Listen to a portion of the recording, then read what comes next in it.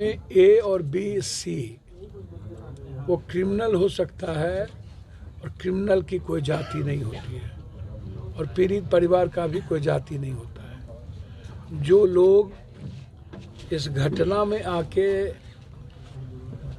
ना न्याय की बात करते हैं ना ही जांच की बात करते हैं, मुझे लगता है, और ना ही कोई पीड़ित परिवार को मदद की बात करते हैं। वो यहाँ आकर के सूप बाजे तब बाजे चलनियों बाजे, शीशे के घर में रह के सब पत्थर फेंकते हैं और पीड़ित परिवार से कम मतलब, राजनीति और अपने चेहरा चमकाने से ज़्यादा मतलब 10 दिन के बाद यह परिवार को लोग भूल जाएंगे। मैंने हिंदुस्तान की सारी घटनाओं को देखा है। जब 46 लाख कोरोना में मरे उसको लोग भूल गए।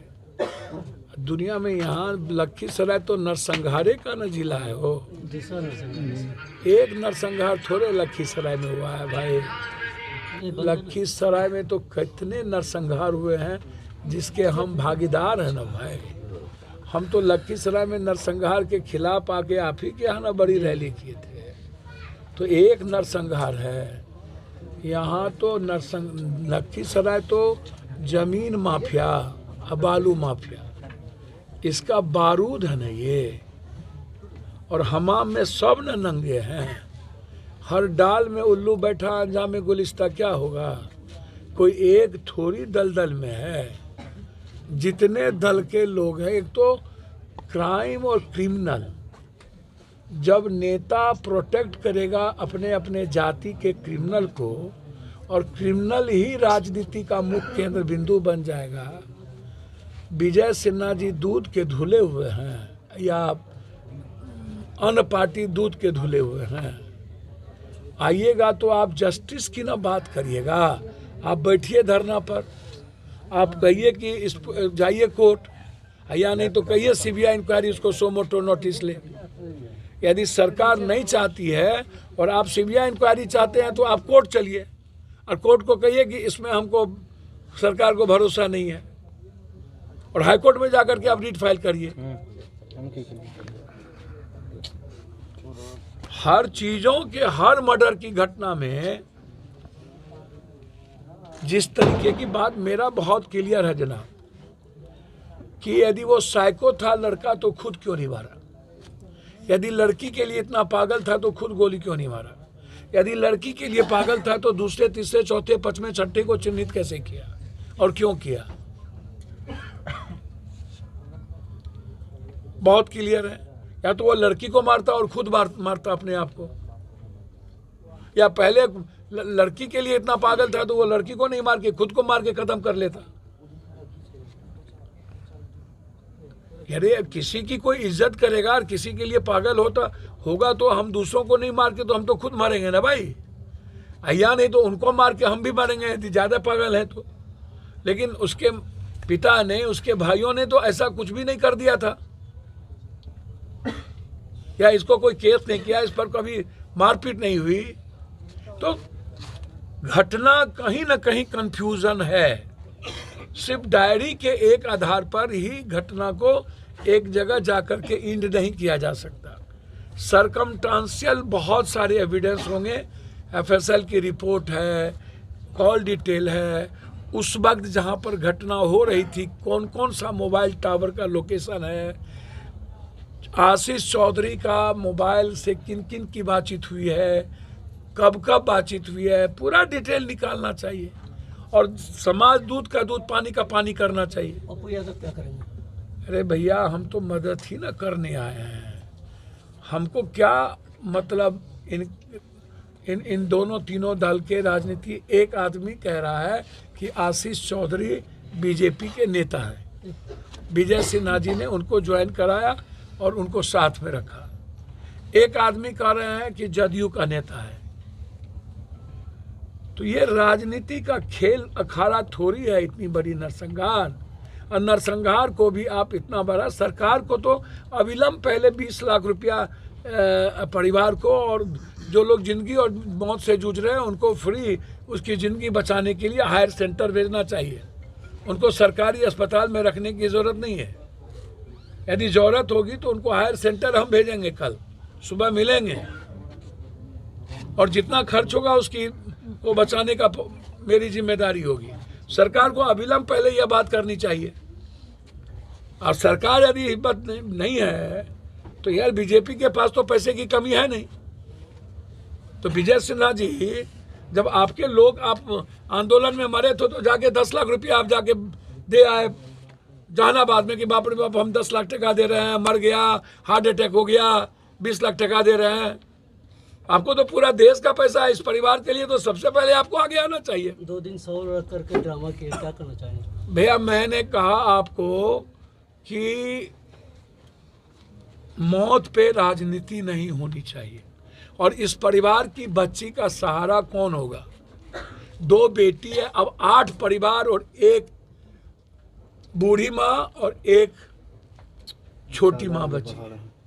ये 2 माँ सहारा कहाँ से अकेली होगी?